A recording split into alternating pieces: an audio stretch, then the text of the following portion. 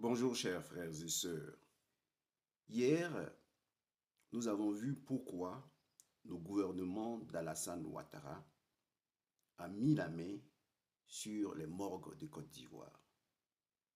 À la fin, il n'y a plus de concurrence au niveau des pompes funèbres parce que ce gouvernement vénère la nécromancie. La nécromancie, c'est, disons, la communication avec les esprits à travers les morts. Donc, que fait ce gouvernement? Lorsque, par exemple, un homme politique du PPACI meurt, ils vont chercher à aller interroger son âme pour connaître les secrets de l'opposition. Donc, tous ceux qui meurent, eh bien, on pratique sur eux la nécromancie. Pour savoir ce que pense le PDCI-RDA, pour savoir le plan du PDCI-RDA, pour savoir ce que pense le PPACI, eh bien, c'est à travers les morts qu'ils combattent les Ivoiriens, parce qu'ils pratiquent la nécromancie. C'est ce que j'avais à dire sur le médiateur, le chien, quand ils ont retiré Arafat 2 jours après la mort de Jefferson Epstein. C'est ce que j'ai voulu vous montrer à travers ce qui se passe avec votre âme, ou ceux qui signent des pactes avec le diable à travers le régime d'Alassane Ouattara, qui impose l'entrée dans des sectes pour être au gouvernement.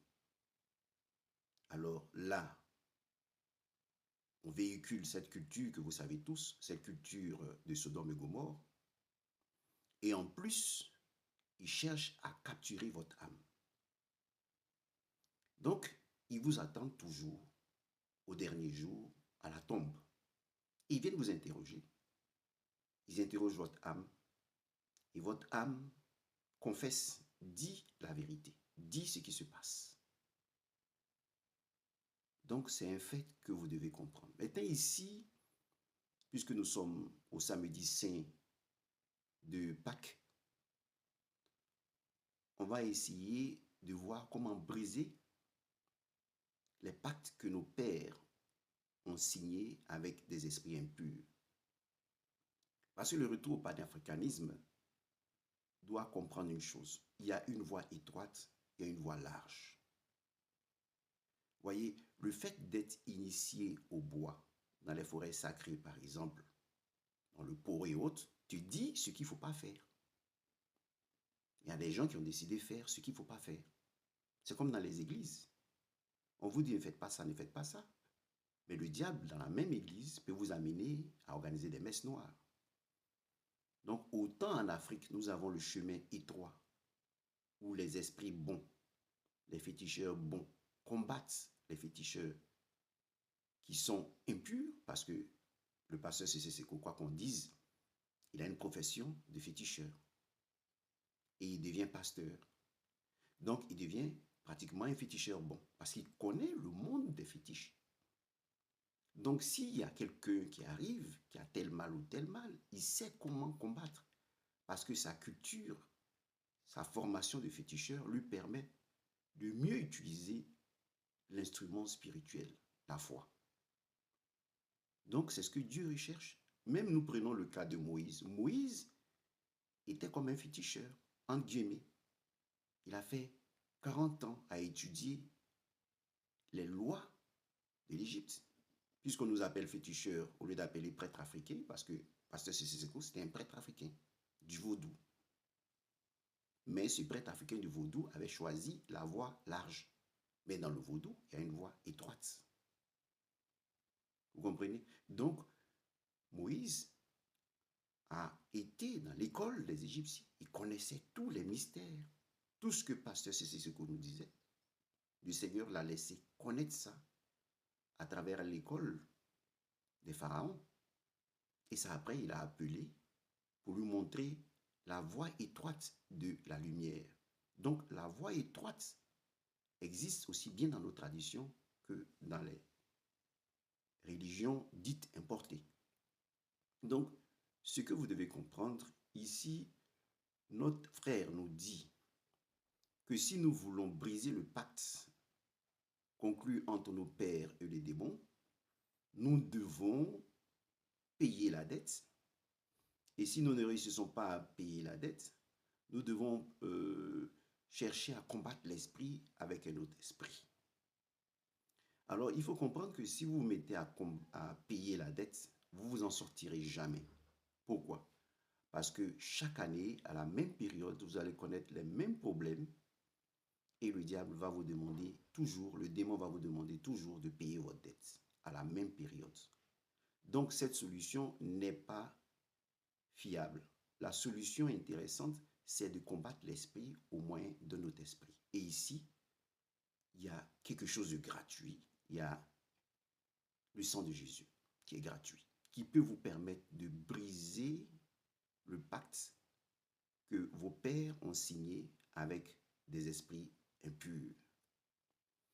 Et vous utilisez soit vous allez voir un prêtre, soit pour l'exorcisme, ou vous invoquez le sang du Christ sur tous ces pactes, sur les liens avec vos ancêtres, avec vos pères. Vous invoquez le sang du Christ et ce sang vous brisera les liens, les malédictions qui proviennent des pères. Cela est important. Cela vous semble, disons, facile, trop léger, mais je vais vous expliquer pourquoi il faut y arriver. C'est le seul moyen de briser les pactes avec Satan, le sang de Jésus. Et quand vous priez, vous dites « Père Tout-Puissant », au nom du sang de Jésus, au nom du sacrifice de Jésus. N'invoquez pas directement Jésus, parlez du Père et au nom de Jésus, qui est notre avocat auprès de lui. Parce que le Père et le Fils font un. Le Fils, c'est le corps du Père qui a vécu parmi nous. Donc, quand vous invoquez Dieu, vous dites Père au nom de Jésus. Lui-même, quand on lui a demandé comment prier, il a donné la prière du Notre Père. Notre Père qui es aux cieux, que ton nom soit sanctifié.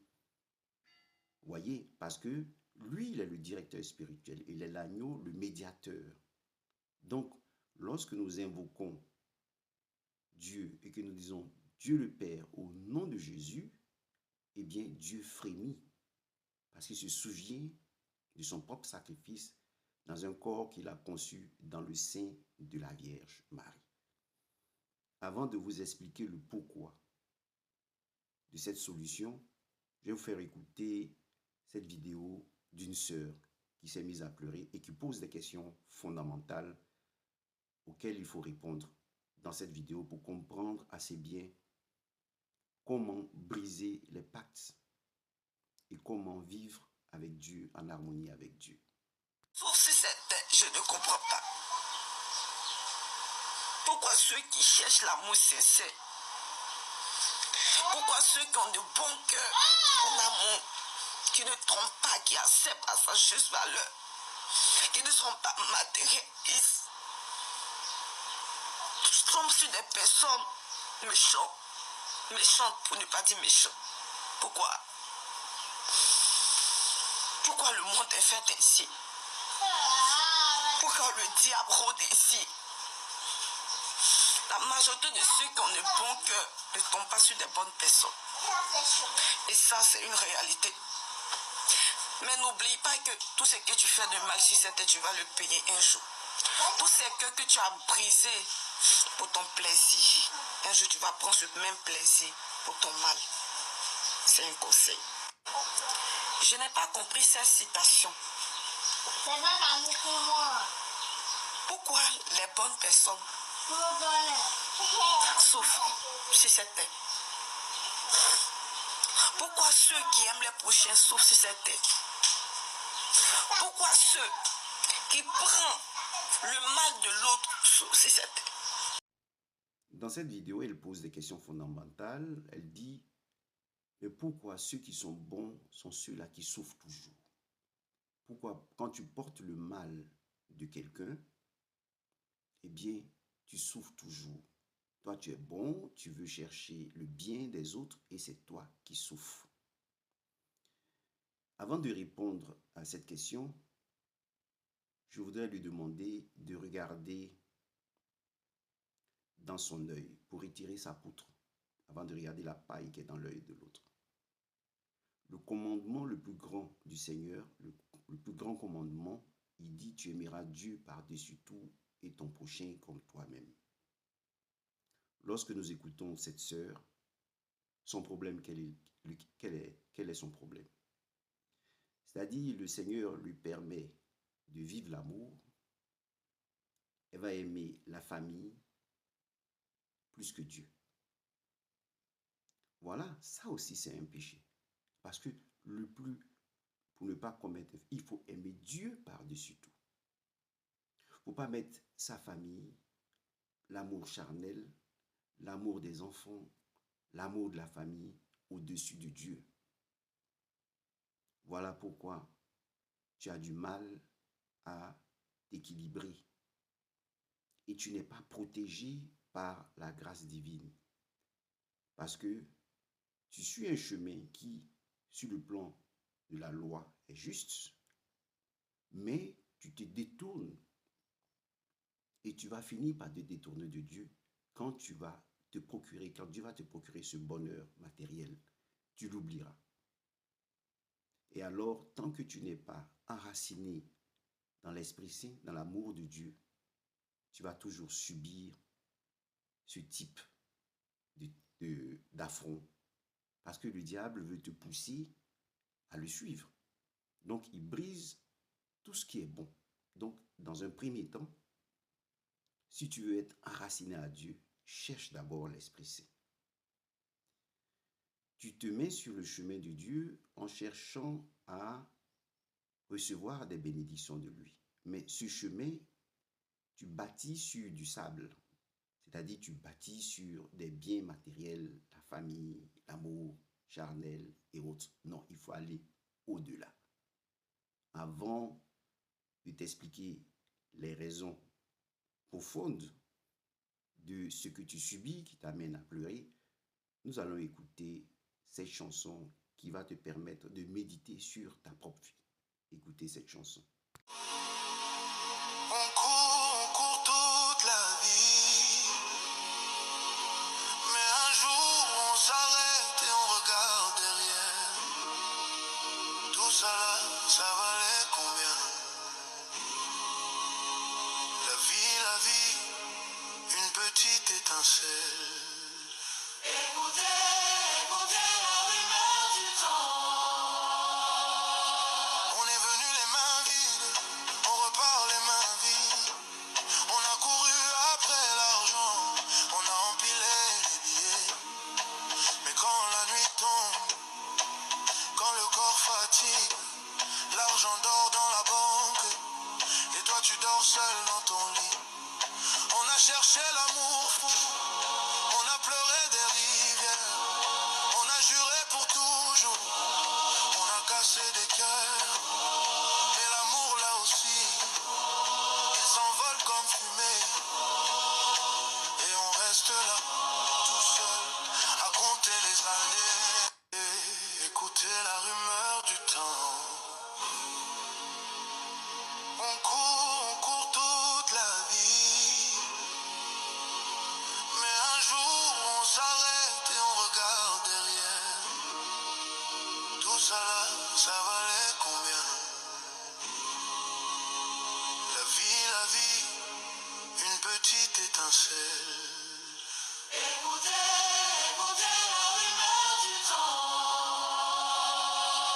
On est venu les mains vides, on repart les mains vides. On a couru après l'argent, on a empilé les billets. Mais quand la nuit tombe, quand le corps fatigue, l'argent dort dans la banque et toi tu dors seul dans ton lit. On a cherché l'amour fou, on a pleuré des rivières.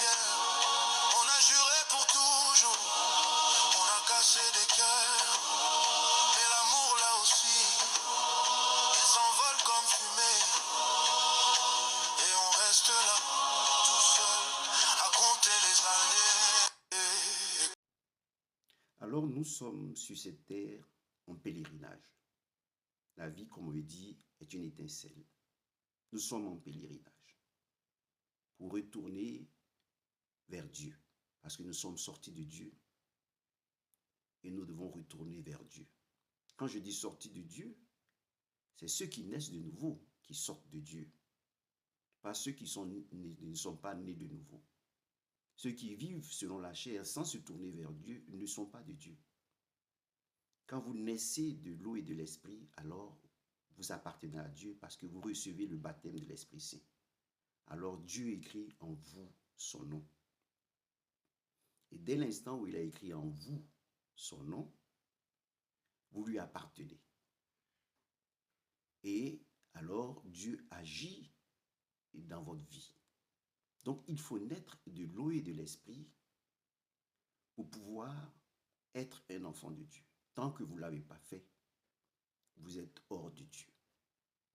Donc cet aspect est assez important pour poursuivre le discours sur la spiritualité, sur le salut.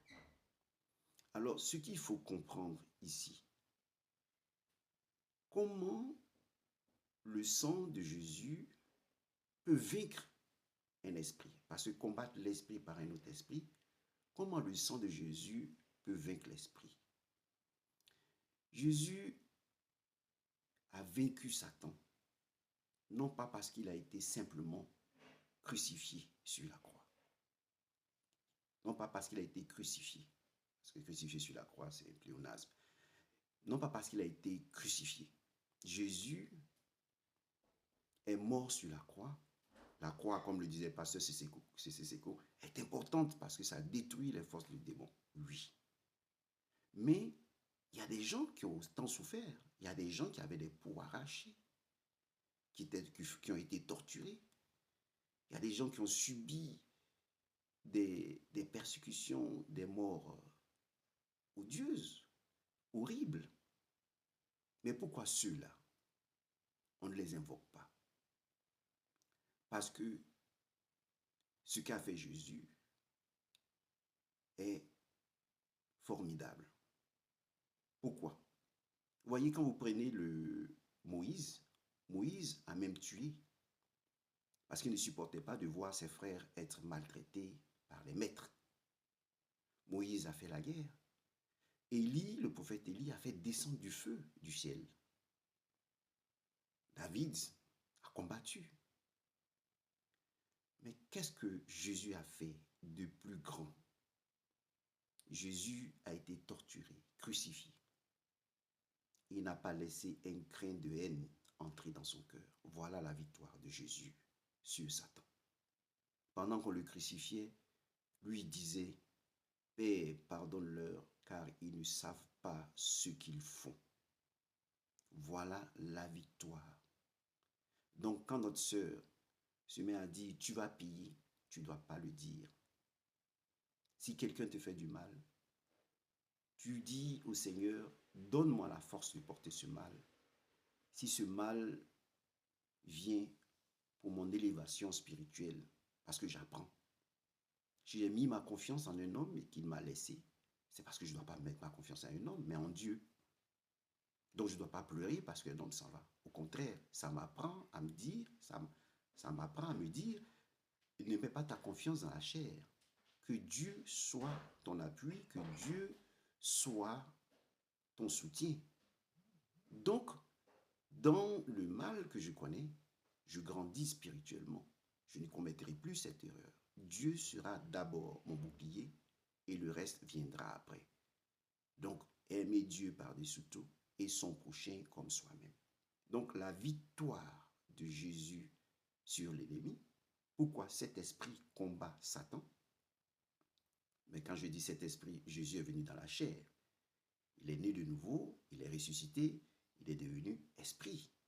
Il est devenu le corps que Dieu utilise pour briser les pactes que nos pères ont conclus avec Satan, pour nous libérer de l'emprise de Satan. Donc ici, c'est important de comprendre que si nous voulons briser le pacte, nous invoquons le sang de Jésus, nous invoquons le Père et au nom du sang de Jésus, nous brisons le pacte.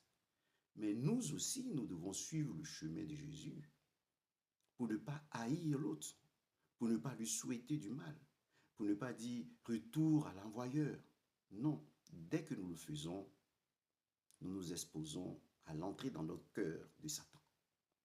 Si nous avons un brin de haine en nous, un désir de vengeance, nous ouvrons la porte à Satan. Et à la fin, Satan réussira à nous vaincre. Je vais vous expliquer cela dans une prochaine vidéo et montrer comment ce régime nous combat. Donc ici, écoutez cette chanson pour demeurer dans la foi. Parce que lorsqu'on est avec Jésus, on est avec l'amour. Et l'amour ne hait pas. Écoutez cette chanson. Jésus, ta nuit appartient à Dieu, que le combat commence.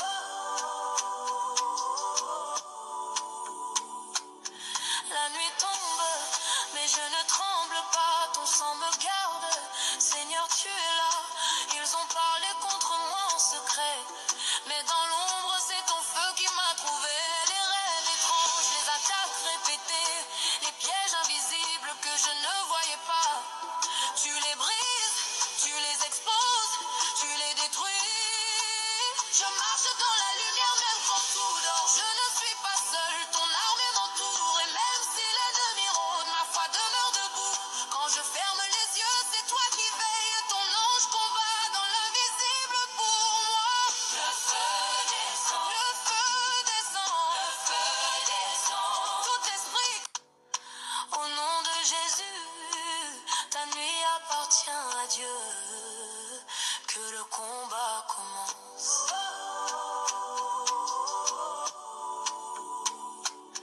La nuit tombe, mais je ne tremble pas, ton sang me garde. Seigneur, tu es là, ils ont parlé contre moi en secret, mais dans l'ombre, c'est ton feu qui m'a trouvé. Les rêves étranges, les attaques répétées, les pièges invisibles que je ne voyais pas. Tu les brises, tu les exposes, tu les détruis. Je marche dans la lumière même quand tout dort. Je ne suis pas seul, ton armée m'entoure. Et même si l'ennemi rôde, ma foi demeure debout. Quand je ferme les yeux, c'est toi qui veilles. Ton ange combat dans l'invisible pour moi. Le feu descend, le feu descend, le feu descend. Tout esprit, au nom de Jésus, ta nuit appartient à Dieu, que le combat commence. Donc en résumé, il ne s'agit pas pour briser le pacte que nos parents ont conclu avec Satan, avec un démon, de payer la récompense.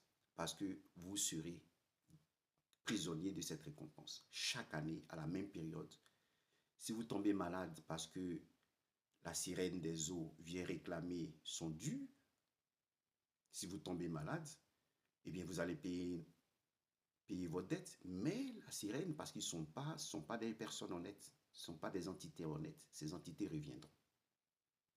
Donc, ce qu'il faut faire, il faut utiliser le sang du Christ, qui est gratuit. Vous n'avez pas besoin de dépenser. C'est gratuit. Mais pour que le sang du Christ puisse agir vraiment dans votre vie, il faut que votre cœur s'identifie au cœur de Jésus. C'est-à-dire autant lui, pendant qu'il était persécuté, il a dit non à la haine. Vous devez agir pareillement. Renoncer à la haine. Pour que cette prière qui invoque son sang soit une prière qui agit puissamment dans votre vie. Qui agit puissamment dans votre vie. Il faut que votre cœur soit amour. Ne détestez personne. Ne souhaitez pas le mal. Et comme le dit le Seigneur, la chose la plus difficile du chrétien, c'est de prier pour vos ennemis. Priez pour vos ennemis. Priez pour ceux qui vous font du mal. En le faisant, vous vous libérez de la haine. vous libérer de Satan. Et donc, je finis cette vidéo en vous laissant méditer cette chanson, Jésus en croix, pour que vous vous identifiez, vous aussi, à Jésus, pour que nous puissions tous nous identifier à Jésus. Donc, le secret de sa victoire, c'est le fait qu'il n'ait pas souhaité le mal. Père, pardonne-leur, car ils ne savent pas ce qu'ils font. C'est fondamental, cette vérité. Merci et à la prochaine vidéo.